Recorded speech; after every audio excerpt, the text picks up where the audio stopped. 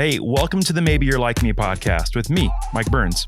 Listen, I know we're all more alike than we care to think. We've all got dreams, we've all got hopes, but sometimes we can feel a little alone trying to navigate in this crazy world we live in. So, this podcast is all about you, and it's all about me and how maybe we're a little more alike than we care to think.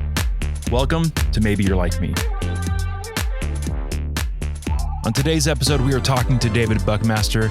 David has worked at a high level at some of the biggest companies in the world, places like Nike and Starbucks. And honestly, he's probably a genius. He wrote an amazing book called Fair Pay. He's an amazing dad and husband, and honestly, just an all-around good guy. You are going to love this conversation, especially if you've got some opinions on the DC universe. So enjoy this episode with David Buckmaster. David, it's so good to see you, man. How are you doing? Hey, Mike, it's awesome to see you. It's been a long time. It really has been. I was thinking about it earlier. It's been a minute since you guys have been in Florida because you left us. How dare you? No one likes your attitude at all. Way to go. Sorry about that. Yeah, so I grew up in Florida, met my wife there. We are Florida Gators, like multi-generation Florida Gators. So okay. I'm not sure if that's something to be super proud of right now. They've had a rough couple of years, but yeah, so we left Florida for professional purposes and moved to Seattle. We were there for a handful of years, and then down to Texas, which I think we'll probably get into here in a little bit because I know that's your home state, and I have feelings about it. And then we wanted to get back to the Northwest, so we've lived in Portland, Oregon for the last 5 years. That's awesome. But our family's in Florida, so we still get down there about once a year. I think you just decided, hey, let's get as far away from Florida as possible, and that's what you did. It wasn't the original intent. Like I legit did move for a job. I would have moved for that job regardless of the state that it lived in or that it was based in. But we just grew to really, really love the Pacific Northwest. So absolutely. In Portland, I can be at the ocean in an hour, or a ski resort in 45 minutes, or a winery in 10, or infinite hiking trails. I mean, it's a brilliant place to live, and I think it's been has had some what I think are unfair branding problems over the last couple of years, but it's still a wonderful place to live. Well, you know that phrase, dress for the job you want. I feel like you always dress for the life you want, because as long as I've known you, and it's been legitimately 15, 20 years, you've always been wearing flannels. And so I feel like you were just like purpose made for that. So yeah, it's just, Florida August flannel. I don't care. This is my protest. This is my protest shirt. Yeah. It fits our lifestyle great. Portland is the joke is that it's the city that young people go to retire. So our entire food scene is great, but it's like super casual, and, getting dressed up means is it the nice Birkenstocks, or, just are you stuck with your Chacos, So it's a pretty low key place to live. It's a city that doesn't, I don't think, take itself very seriously, which is kind of right up my alley. Yeah, that's fantastic. All right. So number one, I just want to say thank you for being here. This is so much fun for me. Honestly, the most fun thing about this whole thing is just getting to catch up with people that I've met and that are doing amazing things. And so I wanted to reached out to you, and you've been so gracious. Thank you for being here, man. I love it. I mean, we could have done this without microphones too. If you just want to call me and catch up, we can do that anytime, my friend. But, wow. Happy to do this in a public setting also. That's awesome. All right. So here, Maybe You're Like Me. It's all about this. Like, we see people on Instagram or Facebook or influencers or celebrities, and you want to know, what are these people really like? Like, are they the same person that you see on the internet? Or like, maybe they're like me. Maybe they're not perfect. Maybe they don't have it all together. But before we can get to any of that stuff, let's figure out who is like filtered David. So if we were just like looking from a distance, trying to figure out who you are, give me the 411. Who is David Buckmaster? The high level bullets on this, we've already covered, I live in Portland. I've been married for 15 years, got married in Florida. And we have a 13-year-old daughter. So I think people kind of look at us and wonder how our child is so old when, we are, we're quite young. But that's we sort of skipped our 20s and went straight into the child rearing phase of our lives. But great decision, and wouldn't have changed anything about that. Professionally, I sort of have two jobs. I've got the fun thing that I do and the thing that pays the bills, but they're super related. So my day job is I design compensation programs. So what that means is I'm in charge of how much money everybody makes at the companies that I work with. And so like I work. Is this the fun part or the? No, it can't. Well, we'll get to that. We'll get to that. Yeah. So it's So I've worked at corporate offices of Nike, Starbucks. I work for a Brazilian-based mobile gaming startup now, which is it was quite the journey to get there. It's very interesting. But like when people say, the man is holding me down, hi, like that's me, right? I'm the one figuring out how much money you make. Like there was at one point I was like in my mid to late 20s, and I was in charge of like how much every barista in the country made at Starbucks, and I am very happy I don't have that job right now because it seems extremely complex. I think that company is going through some tough things, but I sort of parlayed that into a writing career also, which is I'm sure we'll get into that story. But so I wrote a book. I'm going to shamelessly just put it up here. This is actually the plug section. Plug away. Yeah. Thank you so much. Yeah. So it's called Fair Pay, How to Get a Raise, Close the Wage Gap, and Build Stronger Businesses. I'm sure we'll talk all about that in a minute, but that released last year.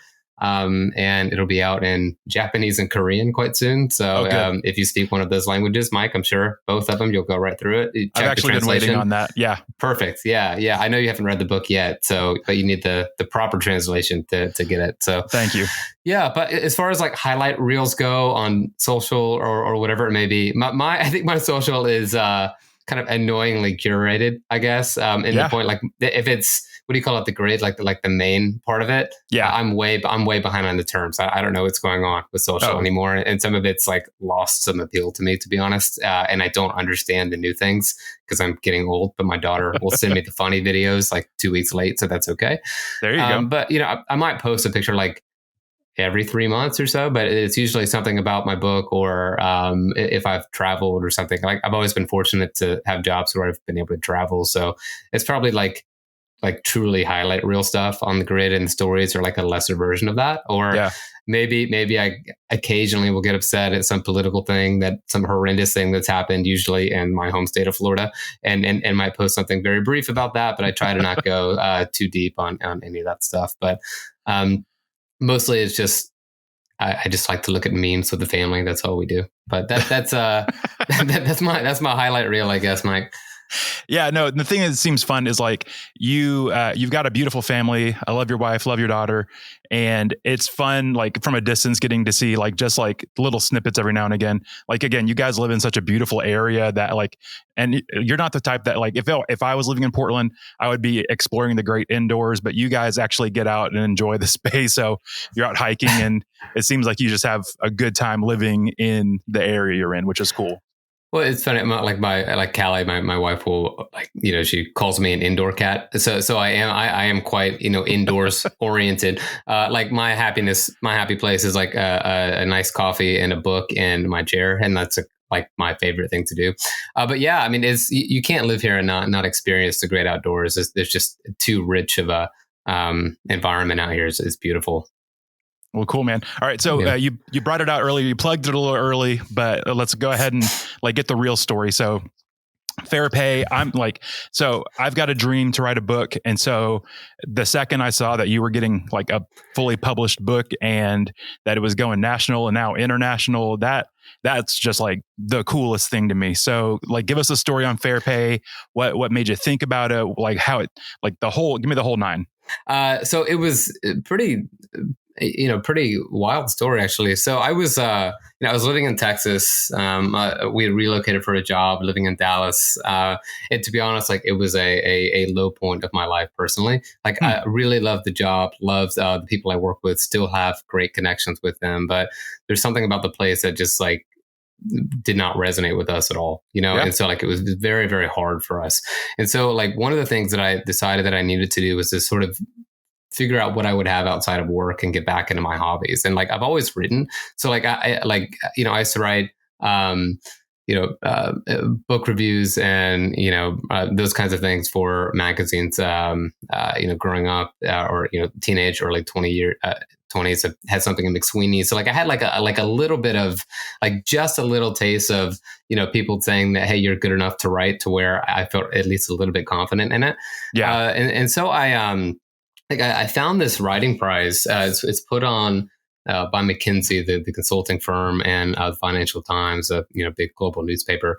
And the writing prize is called the Brackenbauer Prize, and it's put on, like, the intent of it is best business book idea for people under 35. I'm 37 now, but at the time I just made the cutoff, right? So That's awesome. I wrote this like very stuffy sounding essay about pay and about equal pay and all of those kinds of things, and I was very fortunate. Like I got globally shortlisted for it. And, I did not win the prize, but, I was looking at the people who were shortlisted. I Google stalked every one of them, and it's like, I'm the only person who went to public school on that entire list. Like it was like, wow. I'm 24 and I cured some strain of cancer, and it's like, oh my God, what am I even doing on this list? Right. And so, but the topic was so unique, at least, on a relative basis, that, going through that, I was able to, they held this big call with, the finalists and the bunch of people in the publishing industry. And I was a little bummed, actually. Like the advice was basically, okay, you have this on your resume. Now you just need to go cold call a bunch of agents and see what happens. So I kind of thought maybe they would handhold you through this. Like I had made it at that point. But no. And so what I did was I started, like every other pretty classic story. Like you go to the back of the book and find the agent's name, the acknowledgement, and the books that you really like, and start keeping a list and finding the ones you see, on a regular basis. And so I sent a few emails out, and I ended up signing with an agency in New York, and I specifically, I don't know if have you ever read Cal Newport's books? So Cal wrote like Digital Minimalism, So Good They Can't Ignore You. I've heard of him. Deep Work is maybe one of his biggest books. So he's a guy whose writing has mattered a lot to me, and so I was like stoked to be able to sign with the same agent, and so from there I signed the contract with that agency. I'm still there. And we worked on the book proposal, so turning that essay into the proposal. And so, like with fiction books, you write the entire book and you submit that to a publisher, for an auction, whatever. With nonfiction books, it doesn't work that way. Like you write, like a book proposal with the marketing plan and the intended audience and chapter summaries, and like the first chapter is a writing sample. So we worked on this like 50-page document for several months together, and then ended up selling it to HarperCollins, which is the second biggest publisher in the world, which was like, every step of the way just totally blew my mind. And so, I went to New York, I met with the team, and like walking into that building, it's like downtown, like Wall Street area. And it's like, you look at it's like, they published Tolkien and Martin Luther King Jr. and like Toni Morrison. And you're like, what am I doing here? So like every phase of this just like blew my mind. And it was such a privilege to be able to do it. And then so, for the next 12, 14 months, I worked with my editor. I woke up super early in the morning before work and I wrote. And we shaped it into a book. Callie was my first editor, my wife. So she read everything before, I'd have the courage to send it to my actual editor. So because I didn't want to sound stupid or anything. And so, so we had a bit of a partnership there, which was awesome. But, eventually a box of books showed up at my house, and then, it released, and I can go into most bookstores to find a copy of it now, which is just mind blowing to me, Yeah, that's so incredible. Like the process was cool, and, critically it's done pretty well. That's awesome. I've got, some awards, that kind of thing commercially, to be determined. We'll see. I'm still hoping for somebody to, put it on TikTok and then it accelerate from there. But I'll get right on that. But really, thank you, Mike. This might be my catalyst. Actually, I don't know. I think this is it. This is it. This is going to be it. This will be my big break. But like just going through the process was like, again, just such a privilege. Just an amazing, amazing thing to be able to do this. So that's the story. That's fantastic. Again, so like as a guy who is dreaming about writing a book, like I love hearing the story about how these kind of things happen. So thank you for that. Number one. Number two, you're a frustrating person to me because again, you don't post to social media very much, but every now and again you'll tweet, or like in your Instagram story, you'll post like just like this small little quip of something. and it's so infuriatingly funny that it makes me so mad and so happy all at once. And so you've got the skills to pay the bills. That's all I'm getting at here. So you got to leave him wanting more, Mike. You can't be overexposed, right? It's like I don't know. Is that the secret to my success, or is it just? I don't know. But I appreciate that. You're so evocative. I have one fan. Yeah. The people are talking. Yes, they are. all 12 of my fans are talking about it. There's dozens of them. Dozens. Literally everywhere. Yeah. Mostly concentrated in the cities that I have lived in. Yeah. That's fantastic. That's where we're at right now here too. So, but I get maybe like one note a week or something from somebody who's read the book, and that's cool. It helped them get a pay raise, or they have more questions, or they just want to talk. And I think that's just the coolest thing, right? Listen, when Justin Bieber picks it up and is like, "This got me a raise," it's gonna blow you up, man. So, and Justin listens to the podcast, so Justin, I'm sure he does. Yeah, I'm sure he does. So yeah, very good. Hey, Biebs, this is your chance here. All right, so. Here on Maybe You're Like Me, we do a couple of rounds of questions. This first round is, I call it the first date round. Actually, speaking about writing books a long time ago, I had a dumb idea to write a series of books called My Awkward Guide to Blank. So it would be My Awkward Guide to Finances. You could actually help me write that one. Actually, new idea. Let's go ahead and write those together. Yeah, joint partnership. Yeah, I like it. Yeah. My Awkward Guide to Getting a Raise, My Awkward Guide to Doing the Limbo, whatever you can think of. It could be My Awkward Guide to Blank. And I'm not sure either of us are qualified to teach the limbo, but maybe that first topic is a little bit better. Yeah, no, we'll get it eventually. So my center of gravity is not strong. I'm only 5'6". I can just walk under. Walk under the limbo thing. So I think it's fine. Yeah. So maybe I am good at this. Yeah. Yeah. Let's go ahead and let's stop this and get writing. So I think we're right there. Okay. But, so in that thing, the only real example I could think of to help somebody by writing a book was doing My Awkward Guide to Dating. And the only thing I could think of was, when you're on your first date, have good questions. And so it's not a question like, do you like dogs or cats or trees? It's things like that. And for everybody listening, I've had to stop myself from writing the dumbest questions with David. Like, I wanted to ask him what his favorite number was, but we're not going to do that today. It's 42. Any Hitchhiker's Guide to the Galaxy fans out there? It's 42 is the secret to the universe. There it is. So, okay. Well, then I'm happy we asked that. So, so check, Mike. That was easy. Yeah. All right. So these are just fun, more get to know you questions, just to see what you got. Okay. So the first one is this: if you could give yourself any nickname, what nickname would you have? And precursor, do you currently have any nicknames? Yeah, I can always tell how long somebody has known me by what they call me, and so like my oldest buddies all call me Buck.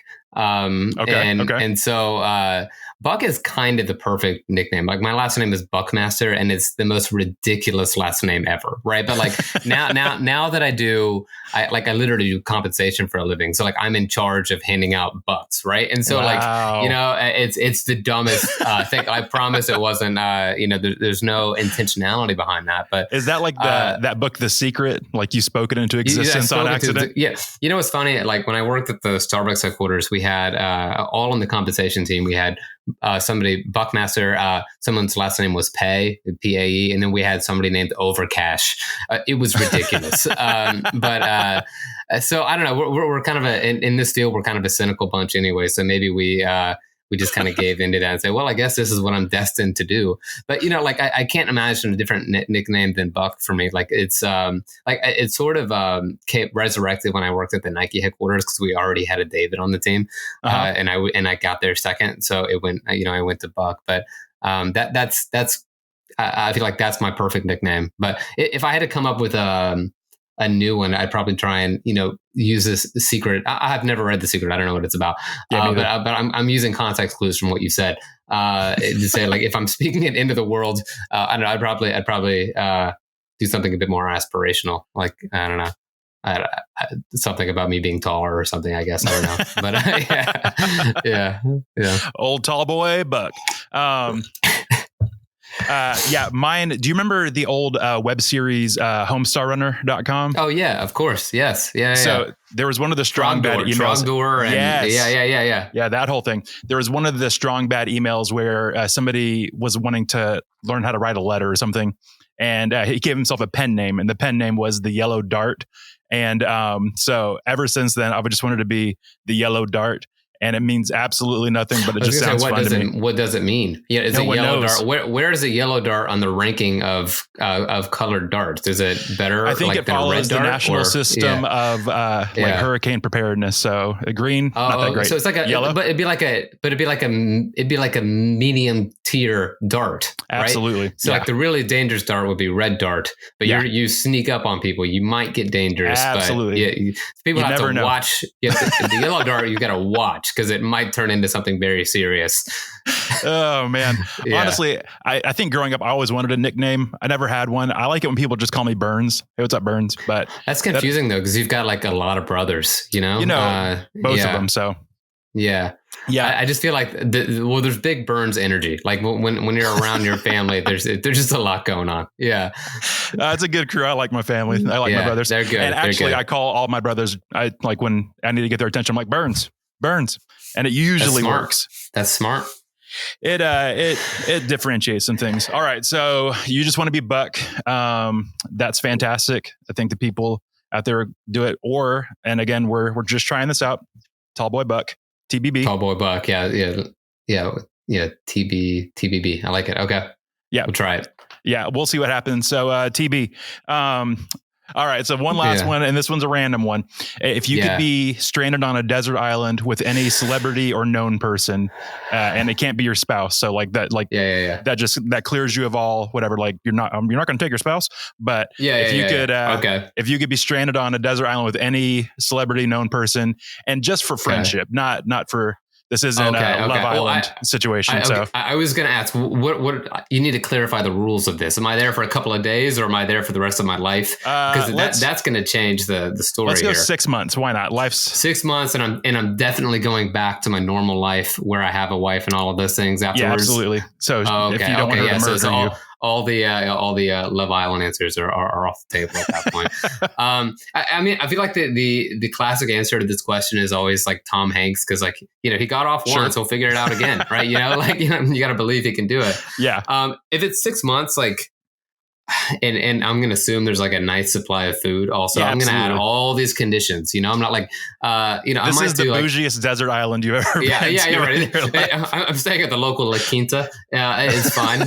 But maybe just someone I could, enjoy, like a Paul Rudd or a Jason Schwartzman. Like I've always like really, really like just so I can laugh and enjoy myself, with those guys. But or if I'm there like a longer period of time, maybe like a Wendell Berry. I don't know. Have you ever read Wendell Berry essays? Not even slightly. Okay, you should, because they're brilliant. He's like this. He's an amazing writer. He writes about farming and technology, which sounds a little bit. Just trust me about this. So he was a professor at NYU for a long time, and then he moved to back home in Kentucky, and he writes about society and technology's impacts on it, and living a more simple life. But anyway, I'd pick up some wisdom from Wendell Berry, and also he can farm, so like you can probably get like he can take care of you, but also impart wisdom on you for those 6 months. So you won't have to do the La Quinta's continental breakfast. Is that what's happening there? No. Does La Quinta exist still? I haven't seen one in years. I don't know. Anybody out there listening, if you know about the La Quinta, please I'll Google it. Yeah, let's get right on that. It's important. I'll check out their financial statements after this, see how they're doing. Please do. Everybody check out David's Instagram after this. It will definitely show if there's La Quinta still around. Answers. Yes. Again, ours are very different. Like I to some degree, like your first one's like Paul Rudd. Like that's more my speed. My answer to this would be like a Martin Short. Love that guy. Or like that's even funny. Like a John Cleese, like somebody like a Python. You can't go wrong with Python. Yeah, so. and they're old enough to where you can still get some imparted wisdom. So you sort of mixed my two strategies there. Yeah, I'm a genius. I don't want to say that I want up to you. This question. Absolutely. Yeah, I think you win. Okay. So based off things right now, we are a perfect first date. You and I. Excellent job on that. Awesome. All right. We'll keep that in mind. Don't tell our wives. Yeah. Ooh. Yeah. Nope. Not today. Good thing this isn't public. Yeah. Yeah. No one will ever hear this. Yeah. So that's the first round, first date, more fun things. This next round, I call it the slow round. It's more heart than head knowledge. And so I just want everybody out there listening to know a little bit more about you beyond like just fun stuff like eating dumplings on an island with Paula Rudd, so beyond that. What a life. What a life. That's the dream, Mike. Yeah. Yeah. Oh, with Tallboy Buck. So yeah. So but, yeah, I'm thinking more about this. So sorry, I know you're trying to transition, but Tallboy, Tallboy is like the name of a style of beer. And so like, yeah, not really sure I want to go with Tallboy Buck. People will think I'm an alcoholic at that point. So we'll workshop the name and we'll get back to the audience on that. I said what I said. I'm sticking with it. Okay, so. Fair enough. Yeah. All right. Okay. If there's one thing I know about old David Buckmaster, he's always got a couple tall boys, double fist and nose. Uh-huh. All right. So I've known you for 15 years ish, which is ridiculous to me that I've known you for that long. Absolutely. And the thing that I've noticed, I'm a dad. I've got 2 young boys. They are 4 and 7 right now, and it's fun. But something that I've always done is I try to look at people that are a few steps ahead of me in parenting. And so you and Callie, like you said earlier, you guys got started early, and you've had your daughter's a teenager now, and so you're a person that I've watched being a dad. And from everything that I can figure out, you seem like a good dad. So number one, that's just my highlight reel, Mike. You don't see the remember I curate things just for you. Yeah. But thank you. Yeah. So this is a question for you. So again, you're a dad, and your dad a teenager now. But like, how has your view on being a dad changed, and like, how has your parenting style changed with being a dad to a teenage girl in 2022? Yeah, maybe this is a bad answer, but I think about being a parent a lot less than I used to. And I feel like the older she gets, the less I think about it. And I don't know if that's right or wrong, but that's just what has been true for me. I think when the kid is very young, like you're constantly afraid. Like that first year, you're worried you're going to kill the kid at all times. It's like, you're like tracking every movement. It's like, what did that cough mean? What is, okay. And then they get a little bit older and you're like, okay, what are they being exposed to? Am I teaching them basic manners? All of these kinds of things, like, did they bite somebody or whatever? They now like to some extent the cake is baked a little bit, I mean, like she's 13 and there's a lot of, growth left obviously, but like, I think also as parents, you have to acknowledge that like you're going to cause your kids some form of trauma somehow, and and like, there's just no way around it. No parent is perfect and they're going to rebel against certain things, but like, but it's, how do you respond when you do make those mistakes, and I think, one of the things that we definitely try to make sure for our daughter is like that just she's surrounded by good people, and she's very involved in her local ballet studio. She's there like 6 days a week. And what I've loved so much about that is that, the kids at the studio are so disciplined, and they're, they care about school, they care about ballet, they take care of themselves, they take care of each other. And they're just really, really good kids. So I think just being in the right environments are super helpful. And one thing that I have to sometimes remind myself that it's still important to do is that, we have one-on-one time, with my daughter as well. And, so like we'll go get pizza or something, or, I'll drag her out to walk the dog or whatever it may be. But, like those sorts of times where you just, nothing's really planned. You just like create that space for conversations to happen, or nothing. You just talk about dumb internet things for an hour or whatever, right? Like all of that stuff is super important. But and we've been very intentional to make sure she knows she can talk to us about anything, and there's no consequences for it. Like we don't want her, hiding or feeling like she's got to hide a part of herself, to be accepted or loved, by us or whatever it may be. And so, but like the day to day, like I'm not, I haven't read a parenting book in years, and I used to a lot growing up because I think I was just scared, but you get older, and I know people sort of have this realization from what I hear with their second kid. We only have one. It's like first kid, you worry about, second kid, you're like, it's fine, And so like, I feel like that mentality of the, it's fine. And you can tell me if this is right or wrong, for Ben is a younger, or Will's a younger? Ben's older, Will's younger. Okay. So then for Will, you probably put a lot less, sorry, Will, if you're listening to this later, probably put a lot less emphasis on Will's day to day than you did Ben, just because you've been through it before. Right. And so, I think it's, maybe natural. Like as the kid gets older, you also like, they start to become like a real person. They have friends and thoughts and feelings and opinions, and they let go, and that's fine, So I don't know. Is that even an answer? I'm not sure that it is an answer, other than just the kids getting older, and you've got to adapt with each step of the way. Yeah, for sure. No, I think like it's true with kids. It's true with people, but every different season has its own unique set of fun things, problems, the whole nine. And so, being a parent, it's just fun for me watching, again, people like you that are a few steps ahead, and I love helping people that are a few steps behind, like the people that are scared that they're going to break their kid when they're an infant, and the people that are like, my God, why is my kid so horrible now that they're 3 years old? That everything in the middle too. So yeah. The thing is fun, but like I do enjoy watching you, and like there's things about that you just said that I'm trying to implement with my kids now. Like it's tough with divided time between work and everything else, but having little bits of one-on-one time. I do not know everything about Roblox, and I never will, I hope.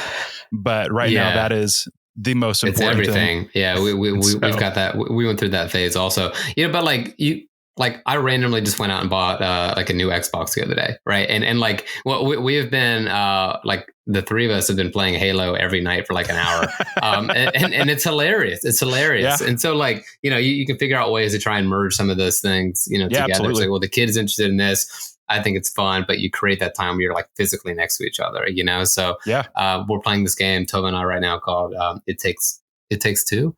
And it's like this really well-designed like partnership game. Mm-hmm. And so like we're having a ton of fun with that. So, it's, adapting, it doesn't matter what the medium is. It's just the time that you're spending together, I think. Yeah, that's important. That's huge. And so I guess I'll spend some time with my kids if I have to. Just kidding. All right. Sorry, Will. Yeah. They're doing all right. They're good kids. All right. So next thing, what's something you pride yourself in? And I know that may be a weird thing to just ask and call out, but like you do amazing things. You've worked with amazing companies, but like where's something that you actually enjoy and take pride in? It's hard. I don't really do much besides work these days. Like I'm in a very, very, just a very hectic season of life. It's kind of the startup mentality right now. And but one thing that I think does matter is that I show up for my team as somebody who cares about them, and being a leader who cares more, who cares about the work, obviously, and the quality of it, but cares that people are developing and enjoying, and mm-hmm. like they're choosing to be part of this team or whatever it may be. And so like trying to be a good leader and manager is something that matters a lot to me. That's kind of the most serious answer I can give you. Like, we've got like dumb things too. I like to give Callie a hard time because it makes her very upset that because she's like objectively a better driver than I am. Okay. And it's like not even like I zone out, and I'm thinking about other things. And so, I have close calls every now and then, but like I did one question better on the Oregon driver's test when we moved here. And so I remind her that academically I'm a better driver. And so that is something where I'm just, you got to take the small wins in life and just rub them in your spouse's face. That's the secret to a healthy marriage, I think. Yeah, absolutely. Take it from me, Mike. 15 years. Yeah. Yeah. Good job on you. I'm catching up slowly but surely, but I don't know if I don't know how that works out, but no, good job. Good job being a competent driver, intellectually competent driver. No one's died yet. It's fine. Yeah. Yeah, it's fine. I like that you threw "yet" in though. So, well, I mean, if we can turn this podcast quite dark. If somebody listens to this after a tragic accident, just know. Oh no! Sorry, I warned you. Yeah. So, as a PSA, please don't text and drive. Don't, I think we've covered our legal bases now. We're good. So I think so, but I can blame it on my vision too. I've got really terrible vision, so I try to not drive at night anymore, like a 80-year-old. But I was going to ask you if you ever had any aspirations to be a pilot, but is that what was holding you back? That is way out the window for me. Yeah. Yeah, I know. I saw that you got really jealous watching Top Gun. Is that the full extent of it, or you just can't play volleyball topless? Is that? I don't have the. I don't have the physique for being a pilot / volleyball on the beach in jeans aficionado. I'm not, but I'm not sure. It's a very weird thing to go on a tangent about. But like, why are they wearing denim? It's like that, like who's doing that at the beach? Like, you're going to get sand. Have you ever been to a beach before? Like, I can't imagine a worse thing to be wearing and playing in volleyball in. But, we'll have to send a note to the riders. This is not realistic. They shouldn't be wearing denim. Tom Cruise, if you're listening, what's going on, man? Do reshoots, man. Do reshoots. That's why you're only at 94% Rotten Tomatoes. Yeah, get it together, guys. Yeah. Were you, as a Florida Gators fan, upset that they weren't wearing jorts? Maybe that's part of it. Yeah. So for those that don't know, people make fun of Florida Gators fans because we wear jorts, which is the best burn of all time because it's super accurate. There's nothing you can come back to, and it's just it's just, I respect it so much, it's really, really good burn. And so I love Jorts jokes like a lot. My fantasy football name growing up, or I don't know why it was, but it was Jorts W. Bush. Not because I had any political affiliation with the guy, but I just thought it was a funny thing to say. And so anyway, oh man, yeah. For all of you listening out there, if you needed to glean some wisdom from today, it is all the different directions you could go with that. You got Jorts Foreman, Jorts Washington. There's oh my gosh, Mike. Yeah. I like where we're going with this. Yeah. I feel like I had more serious questions to ask you, but I think we should just keep let's just riff on this for a while. Jorts Harrison, least celebrated member of the Beatles. Yeah. If your team's bad, then you could just blame it on Jorts. So old Jorts Harrison. All right. So one last serious one. Let's turn it back for just a second. Unless you have another George you would like to shout out right now. Curious Jorts and the man in the yellow hat. Yeah, that was my last Jorts joke. I promise. Yeah. Let's put a pin in that one for a little bit. Curious Jorts doesn't sound like a children's book though. Real quick, let's. Okay, I'm throwing ourselves off again, but you want to go back to your nickname for a second? Do you want to be David Jorts or anything like that? Well, we're going to continue to workshop this, I think. Yeah. Okay, yeah. I'll come back to throwing that in the mix. We're just, that's available if we need it. So, all right. So this is a weird one. As far as I can tell, you've been a very driven and motivated person. You seem to enjoy what you do. You're a hard worker, but are you more afraid of failure or success these days, and why? It's always been failure.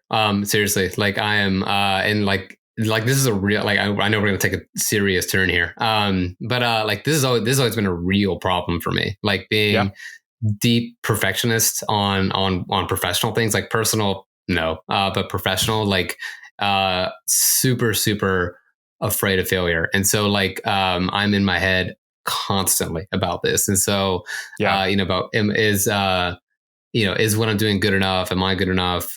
Is the work quality good enough? All those kinds of things. And, this is something where, Callie's had to, my wife's had to just constantly check me over the years. And I've gotten better for sure. You get a little older. What's that Bob Dylan lyric? I was so much older then, but I'm younger than that now. You get older and realize that the things that you thought mattered just didn't, Yeah.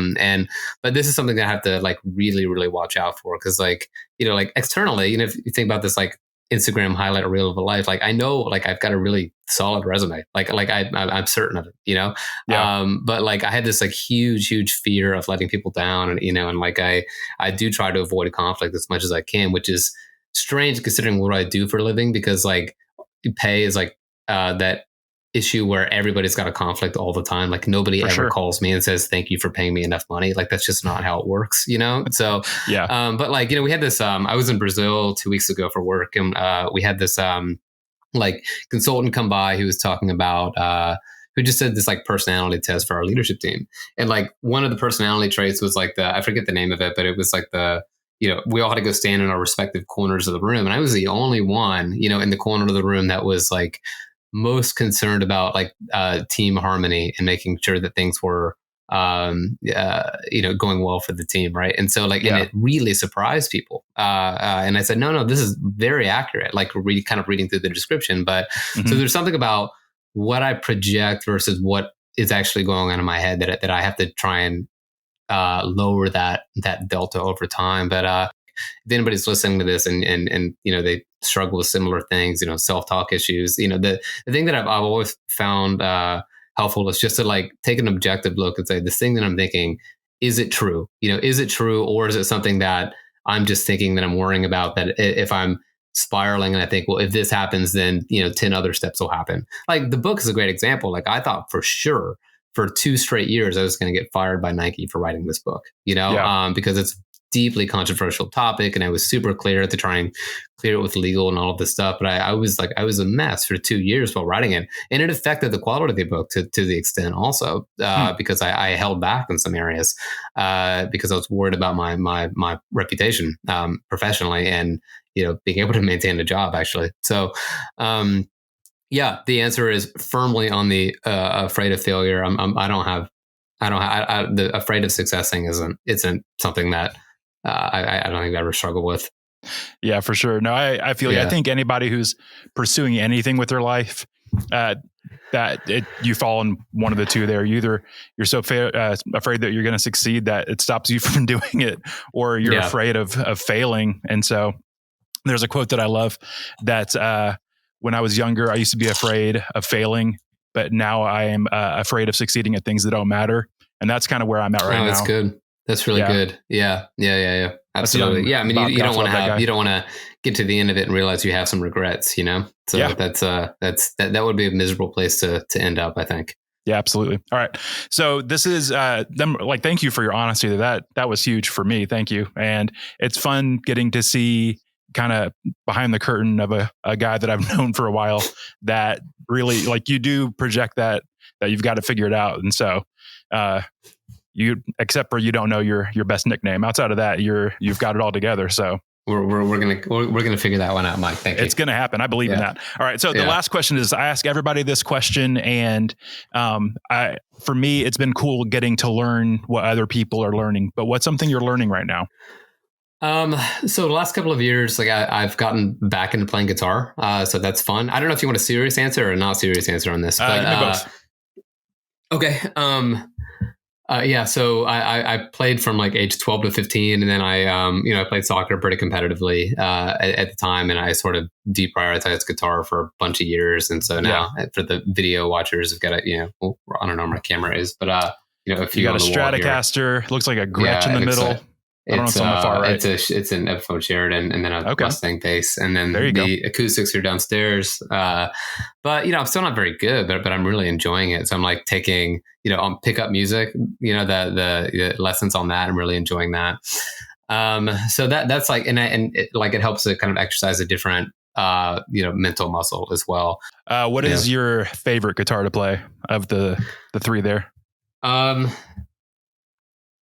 Let's see. Again, for the audio listeners, this isn't going to be super helpful. But honestly, like this middle one, it's an Epiphone Sheraton. Like I picked it up here at this place called Black Book Guitars in Portland, and it was just something that, and you play too, right? So you pick up a certain guitar and you just know this one feels right in my hands, So like, there's something about it that just I love so much. So. I don't have any technical reasons why I love it. I just love it, So it's like the Harry Potter thing. The wand chooses you. Yeah, the wand chooses you. Yeah, exactly. Yeah, absolutely. So that's my Ollivander wand back there. Okay, right? Is that the right reference? Yeah, I think so. Okay, cool. Thank you. All right. So this is the last round of questions, and we're going to blitz through these real quick. These are several this or that style questions. I call it the common ground round, and it's just a couple of this or that questions. And you got your pen and paper there. I got my 3x5 cards. And the thing is this, we've done this a couple times now, and absolutely nobody's got them all the same as me. So, okay. All right. I want to see if we can maybe, if we link up a little bit here. Are you ready for this? Do it. I feel like this first one's going to be controversial, and I don't care. I'm here for it. Question number 1, Batman or Superman? David is angry right now.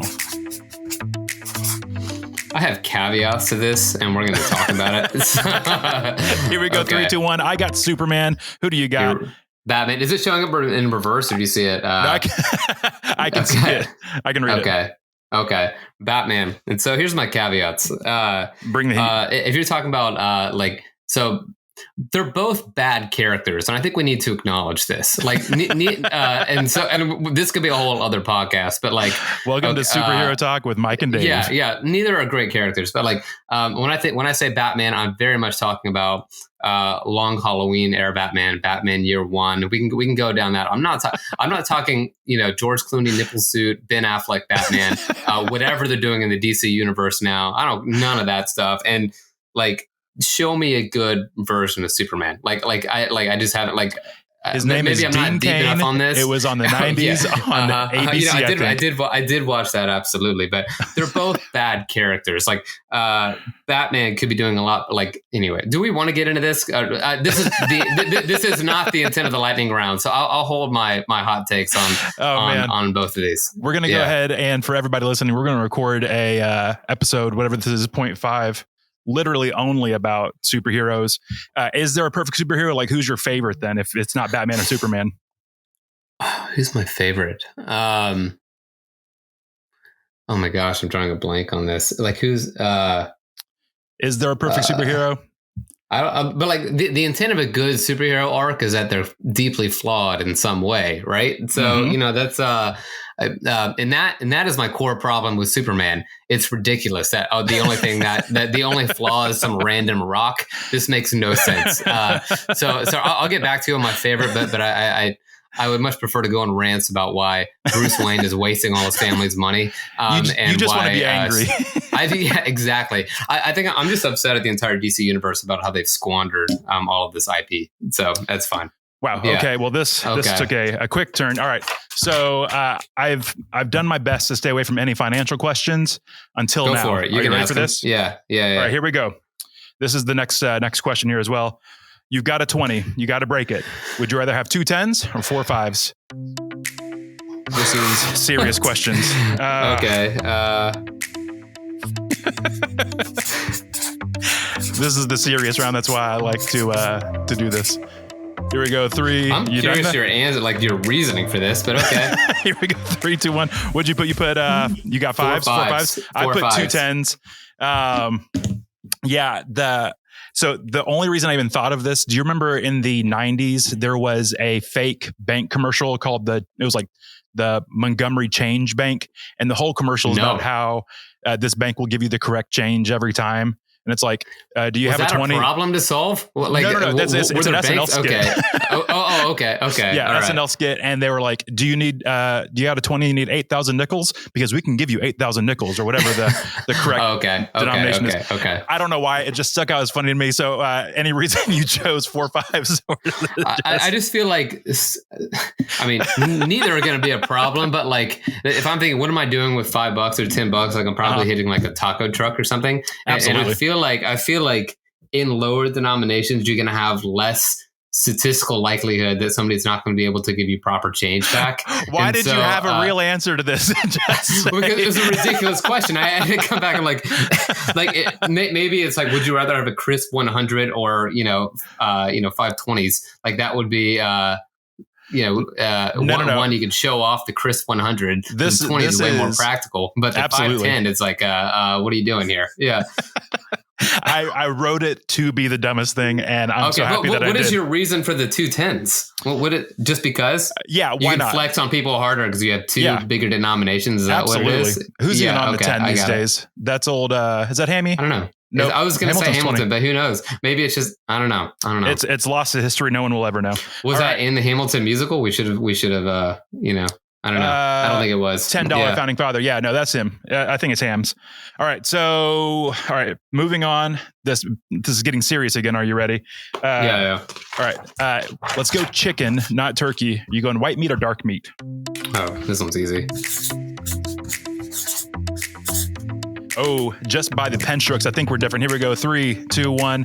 I put dark. You put dark as well. Oh, hey, look at you. Yeah, absolutely. It obviously tastes better, right? Like end of story. Yeah. I remember when I was little, I remember getting angry with my mom because I wanted her to go to Publix and get an all dark meat chicken. And I didn't understand why you couldn't get an all dark meat chicken because I would get angry. It was like, I had the legs and the thighs, but then I had to, eat the breast or whatever. And it's like, this just doesn't taste as good. Why can't I have a dark meat breast? It doesn't make any sense. So Clearly it's dark meat. Yeah. Absolutely. Yeah. Any story that I have is not as good as that. I'm not even going to share. I just enjoy it more. I was a dumb child, I guess. Yeah. Okay. All right, here we go. Are you going chips and queso or chips and salsa? This one is easy for Texan. me. I know where you're going with this. Yeah. You absolutely have no idea where I'm going with this. Here we go. 3, 2, 1. I got queso. You got salsa. Why do you think Texas has anything to do with? Like, because I live there and it's all like Mexican food in Texas is just queso and everything. Like Absolutely. That's all it is. Yeah. So like I like queso, but salsa like is healthier, and it to me like a good salsa. What are we doing here? We're going to health food? Come on, this is not a health food situation. You can eat, but you can eat more. You know, like you don't feel Says like who? you feel. And when we talk queso, is it just like what are you doing? Are you doing like classic Velveeta with Rotel in it, or do you have like a fan? Yeah, okay. Because that is not food, you know, like it's your cheese shouldn't be shelf stable, right? All right, we're bringing this to a next episode of Health Foods with Dave and Mike. Yeah, the 0.5 of this episode is just me ranting about stuff, you know. We're going to talk Batman. We're going to talk about proper salsa etiquette. We're going to talk everything. Okay. IP issues. Here's my thing. Most salsas contain cilantro. I can't do it. Are you one of those people? I'm a soap guy. Yeah, you're a soap guy. I've always thought that would be one of the worst conditions to have. Not really, but it's salsa or cilantro is wonderful and I love it. And I can't do it. I feel sorry for you. Thank you. I accept your. Yeah. That's a real affliction. Yeah, I feel afflicted. All right, this is the last one. We are not doing great, you and I, by the way. Are we 1 of 4 right now? Yeah, we got Batman. That's it so far. So we got Dark Meat too. No, Dark Meat. So we're 50-50. I feel good about this. Okay. All right, last one for music. Would you rather the decade of the 70s or the 90s? This is a tough one. No way. No, this one's easy for me. I'm genuinely concerned where you're going. Here we go. 3, 2, 1. I got the 90s. You're rocking 90s. Okay. Yeah. I'm not against that at all. 90s was, so like we play a lot of board games in our house and like, there's this one Spotify playlist that's just 90s music and it's all bangers. 100% of the songs are, and it's like, and like our daughter will be annoyed because we'll like just stop playing, whatever, and just start belting out the songs because they're all amazing. It's great. And also the 90s are cool again. Like all the kids are just like listening to 90s stuff. And like my daughter bought a cassette player for some reason. And like, and she's like rebuying, I don't know. But no, 90s, like if you said 60s versus 90s, I think that'd be a much harder call because there's an infinite amount of classic stuff from the 60s. 70s, I feel like is fine. 80s has some hits, but 90s is really like it is. Everything is brilliant. I'm gonna be real honest with you. This is actually a tough one for me because like there's bands like Fleetwood Mac and I'm trying to think of like some good Elton John. Like there's a whole. Like, sure, okay, but the scale is very top weighted with some absolute legends on the 70s. I'll take it. But like 90s, it's not like I feel like it's more evenly distributed greatness, right? Like I mean, yeah. I know that was a prime era for 90s Pacific Northwest, grunge music too. So that is true. I'm bringing that back in. Yeah, you got your flannel on. It's okay. Playing your Pearl Jam and Nirvana. It's all good. Yeah, absolutely. Wow. This took some turns today. I don't know if we can release this episode because people will be shocked and horrified. I'm flame throwing. Yeah. Come visit me. We'll fight about certain things. Yeah, I think I'm going to title this episode "Finances and David's Hot Takes" or something like that. Yeah. Just trigger warning. I have strong opinions about some of this stuff. Yeah, yeah. All right. So if people want to get to know you a little bit better, they want to follow along or support you in any way, what's the best way they can get in touch with you?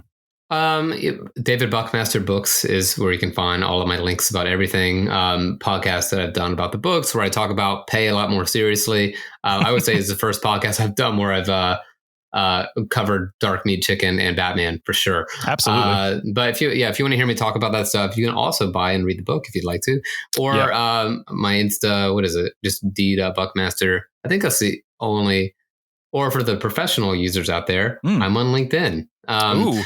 And LinkedIn is the most useful social network, by the way. And I'll fight people on that. But I hate using it, but it's very useful. Anyway. Mike, fantastic. I just miss you. This is why I'm going on so many tangents today. I just miss talking to you. This is a lot of fun for me too. Let's talk a lot more in the future. And David, again, from me, thank you so much for being here and doing this. I know you are an incredibly busy person and you are making the world's finances work. And thank you for doing that. I got paid, I think, this month. And so I somehow want to thank you for that. Yeah. All right. So again, everybody, thank you for watching, listening. David, again, thank you for being here and joining us here on Maybe You're Like Me. We will see you next week here at Maybe You're Like Me.